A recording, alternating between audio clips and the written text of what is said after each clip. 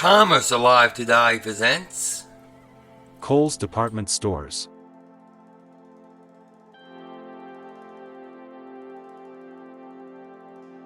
First Kohl's department store opened in Brookfield, Wisconsin, in 1962 as an offshoot of the Kohl's grocery chain, which had been founded in Milwaukee in the late 1920s by Max Kohl. In the mid-1960s the store positioned itself in a niche between higher-end department stores and discounters, the niche that later propelled Kohl's into a major nationwide chain. This positioning effort was led by William Kellogg, a 20-something, who was hired after gaining experience in budget retailing from a stint at Milwaukee's Boston store.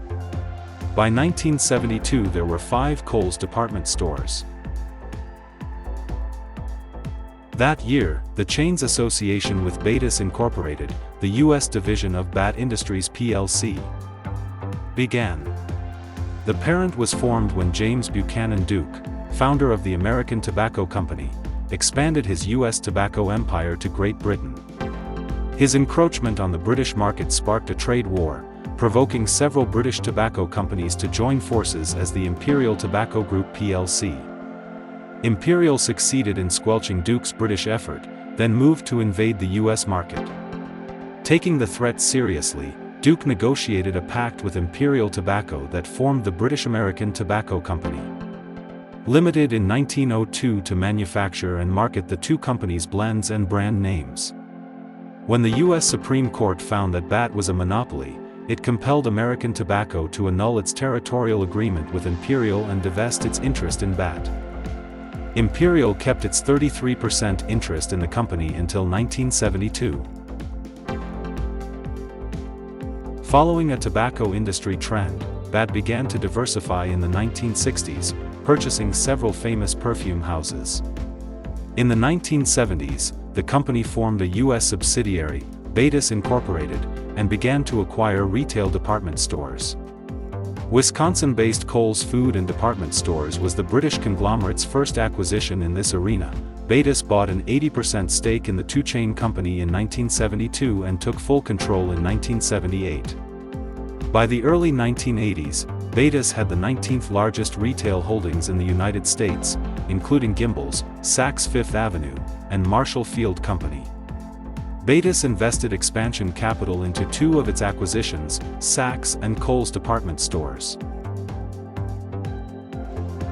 By the mid-1980s, BATUS had more than doubled the number of Kohl's department stores to 34, but the chain was an anomaly in the upscale retail group with its value-oriented, bargain basement positioning. BATUS sold the food segment of Kohl's to the Great Atlantic Pacific Tea Company Incorporated in 1983, and began divesting its retail businesses. In 1986 a management-led group of investors took the Kohl's department store chain's 40 stores in Wisconsin and Indiana private. Management spent the following 3 years refining the Kohl's concept, moderately priced, quality apparel for middle-income families. The concept incorporated several factors to set itself apart from mass merchandisers and discounters and become a specialty department store. Over 80% of Kohl's merchandise carried national brand names recognized for quality. Kohl's also prided itself on stocking narrow, but deep merchandise assortments, especially where advertised specials were concerned. At the same time, Kohl's eschewed the high-end and designer merchandise that characterized department stores. The chain dropped low-volume, low-margin departments such as candy, sewing notions, and sporting goods in favor of higher margins such as linens and jewelry. Kohl's was able to price its merchandise more competitively by maintaining a low-cost structure. The company kept consumer prices low and margins relatively high through lean staffing, state-of-the-art management information systems, and operating efficiencies that resulted from centralized buying, advertising, and distribution. Promotional and marketing partnerships with vendors also helped hold down overhead. For example, many of Kohl's 200 vendors used electronic data exchange to submit advance shipment notices electronically, which made ordering more efficient. The chain used aggressive marketing and promotional events to position Kohl's as the destination store once customers arrived. Management hoped the store's convenient layouts, clear signage, and centralized checkouts would encourage high store productivity.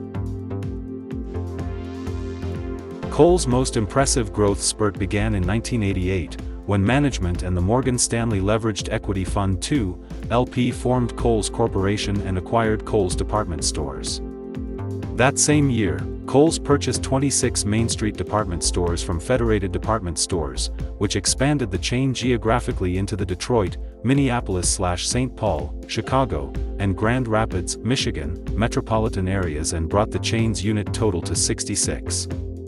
The chain continued to grow internally as well, posting 8 to 10% store-for-store gains in 1989, 1990, and 1991 despite a recessed retail environment. From 1988 to 1992, sales increased from $388 million to $1 billion. During 1999, the expansion emphasis was on the West, particularly Missouri and 2 new states, Colorado and Texas. To support its westward expansion, Kohl's in 1999 was building a 4th distribution center, a 542,000 square foot facility in Blue Springs, Missouri, to handle 80 to 100 stores and to service units in Colorado, Texas, Kansas, Missouri, Nebraska, and central Iowa. This center opened in 2000. On the management front, William Kellogg, who had served as chairman and CEO since 1979, relinquished the CEO position to Larry Montgomery in February 1999. Montgomery also continued as vice chairman, a position he assumed in March 1996. Previously he served as executive vice president of stores from February 1993 through February 1996. Also in early 1999 came the purchase of 33 stores previously operated by bankrupt Caldor Corporation. All but one of the stores was in the New York metro area, with the other in the Baltimore area. Kohl's converted the Caldor units to the Kohl's format during 2000. The purchase was funded through the issuance of 2.8 million shares of stock. From its emergence as a public company in 1992 to 1999, Kohl's more than tripled its number of stores, while its revenues quadrupled, from $1.1 billion to $4.56 billion. In the face of the more uncertain economic climate of the early 2000s, Kohl's nevertheless forged ahead with its aggressive program of expansion. In 2000 the company opened 60 more stores and entered several new markets, particularly in the Northeast, including Connecticut, New Jersey, the New York metropolitan area, and Oklahoma. To support its move into e-commerce, Kohl's opened a 500,000 square foot fulfillment center in Monroe, Ohio. For the year, the company posted a remarkable same-store sales increase of 9% as revenues jumped 35% to reach $6.15 billion and net income increased from $255 million to $367 million. Of the 62 stores opened in 2001, more than a dozen blanketed the new market of Atlanta, while other new markets included Oklahoma City, Austin, Fayetteville, and El Paso. To facilitate this drive into the south-central United States, Kohl's opened a 5th distribution center, this one built in Corsicana, Texas. Around this time, Kohl's made an effort to upgrade its brand offerings, commissioning special lines from Jones Apparel Group Incorporated and Liz Claiborne Incorporated, and once again offering children's apparel from Oshkosh B'gosh, Inc. Once again taking a blanket approach to new markets, Kohl's entered Boston with 13 stores and Houston with 12 stores in 2002. The company also opened its first stores in New Hampshire and Rhode Island, as well as Nashville, Tennessee. Overall, 75 stores were opened that year, bringing the chain total to 457. Sales passed the $9 billion mark, while net income totaled $635 million and same-store sales increased a still strong 5.3%. Late in the year, Kohl's opened a 575,000 square foot distribution center in San Bernardino, California, in advance of a West Coast expansion. In March 2003, shortly after Montgomery succeeded Kellogg as chairman, Kohl's stormed into California, opening no fewer than 28 stores in the Los Angeles area and making Kohl's a coast-to-coast retail chain.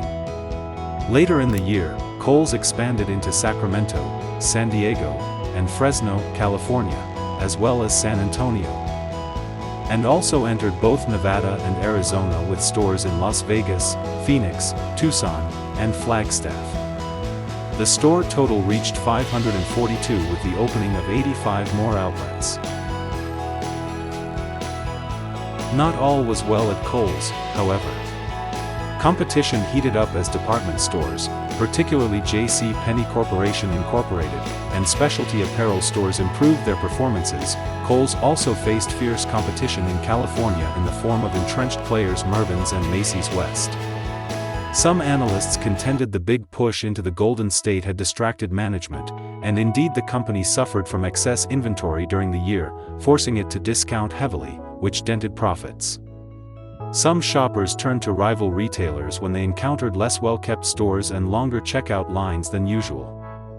The resulting numbers were certainly disappointing. While revenues were up a still respectable 12.7%, surpassing $10 billion for the first time, net income fell for the first time in 10 years, dropping 8.5% to $581 million, and same-store sales fell 1.6%. Not all was well at Kohl's, however. Competition heated up as department stores, particularly JCPenney Corporation Incorporated, and specialty apparel stores improved their performances. Kohl's also faced fierce competition in California in the form of entrenched players Mervyn's and Macy's West. Some analysts contended the big push into the Golden State had distracted management, and indeed the company suffered from excess inventory during the year, forcing it to discount heavily, which dented profits. Some shoppers turned to rival retailers when they encountered less well-kept stores and longer checkout lines than usual. The resulting numbers were certainly disappointing. While revenues were up a still respectable 12.7%, surpassing $10 billion for the first time, net income fell for the first time in 10 years, dropping 8.5% to $581 million, and same-store sales fell 1.6%. During 2004, Kohl's concentrated on turning its performance around. The company reduced inventory levels, improved its in-store operations, and made some minor adjustments to the store design to make it easier for customers to navigate and to highlight various brands. On the merchandise side, Kohl's began introducing new merchandise into its store more frequently and perhaps most importantly moved aggressively to secure exclusive brands that could help differentiate the chain from its growing array of competitors. 7 new exclusive, private or national brands were added in 2004. In home products, exclusive Laura Ashley Lifestyles and Gloria Vanderbilt lines debuted, as did a new apparel line from celebrity Daisy Fuentes. Kohl's also added a new category to its stores, cosmetics, via a partnership with Estée Lauder Companies Incorporated. This effort continued in 2005, and in the fall of that year Kohl's became the exclusive U.S. vendor of Candies apparel as the retailer attempted to lure in young, fashion-conscious female consumers. The turnaround efforts began to pay off in 2004 as same-store sales were up 0.3%, and net income was a record $730 million on $11.7 billion in revenues. Kohl's opened 95 new stores during the year, entering several new markets in California along with Salt Lake City, Utah, Memphis, Tennessee, and Rochester, New York. The chain now extended to 637 stores in 40 states. In 2005, Kohl's opened another 95 stores, most significantly entering the Florida market for the first time. To support this new southeastern push, the company opened its 8th distribution center, located in Macon, Georgia. Future plans were no less ambitious. Kohl's aimed to open approximately 500 stores between 2006 and 2010, seeking to create a chain of more than 1,200 outlets the same year. Plans for 2006 and 2007 included a push into the Northwest through store openings in Portland, Oregon, and Seattle, Washington. To raise money to repurchase its stock and open new stores, Kohl's sold its credit card division in 2006 to J.P. Morgan Chase for $1.5 billion. In 2011, Kohl's replaced Chase with Capital One as their private credit card processing partner for an undisclosed sum. In 2016, Kohl's added the Capital One-backed private label Kohl's Card to the Kohl's app to create Kohl's Pay, the first integrated mobile checkout solution for a retailer in U.S., combining Kohl's Card, Kohl's Cash, Kohl's Yes, 2U Rewards and Kohl's Coupons into a single QR code payment, with technology powered by Omniway, Inc., a Silicon Valley startup. That same year, Kohl's became the first retailer to include Kohl's Card and Kohl's Rewards in one-tap payments with Apple Pay. Kohl's hired New York City advertising agency DeVito/Verdi in 2009 to strengthen the Kohl's brand via a series of national television, online, and social media campaigns. The same year, Newsweek magazine ranked the company 18th overall and first in its industry in its Green Rankings, an examination of 500 of the largest corporations on their environmental track records. Newsweek remarked that Kohl's had the largest solar power program of any retailer globally.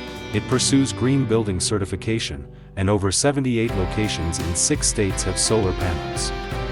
Kohl's had also begun to sell reusable shopping bags the previous year.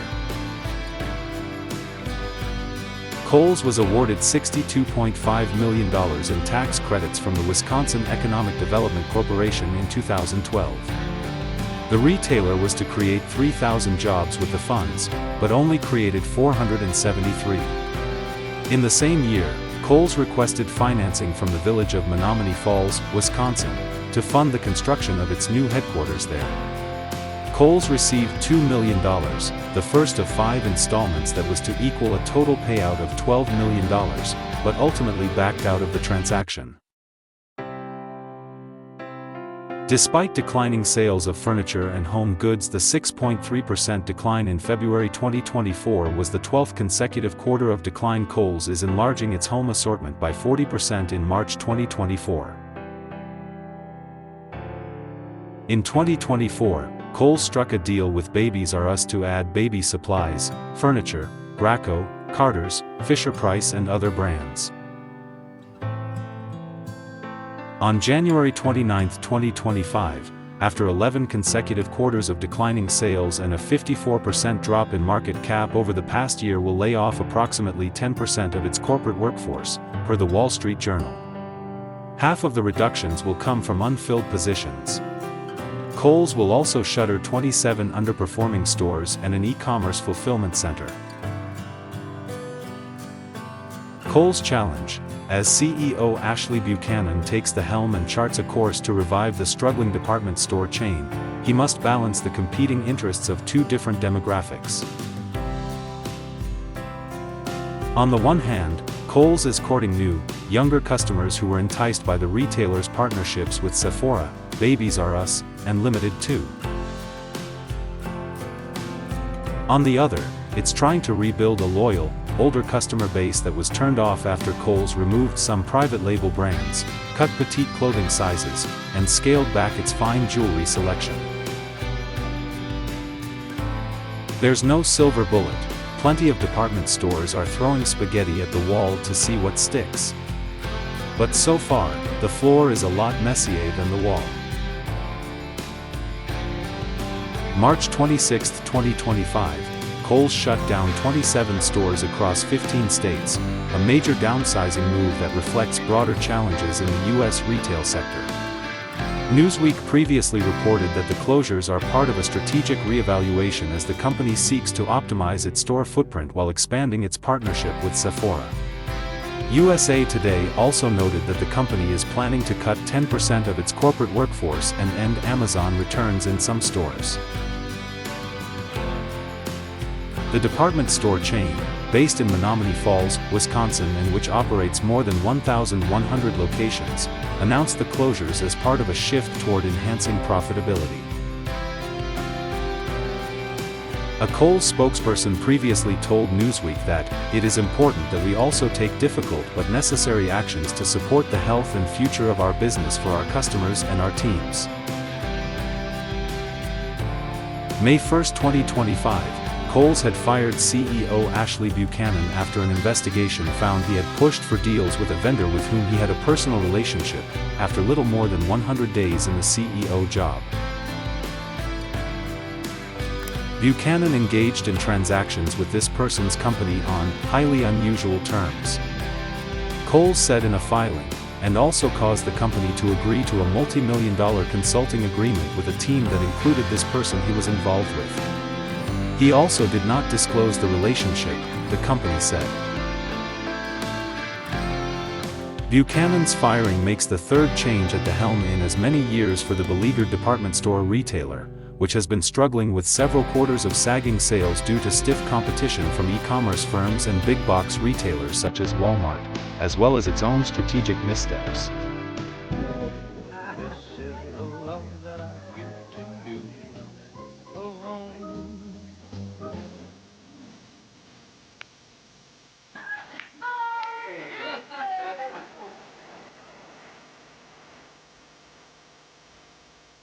If you have any fond memories, please indicate it at the comments below. Thanks for watching, subscribe, and like.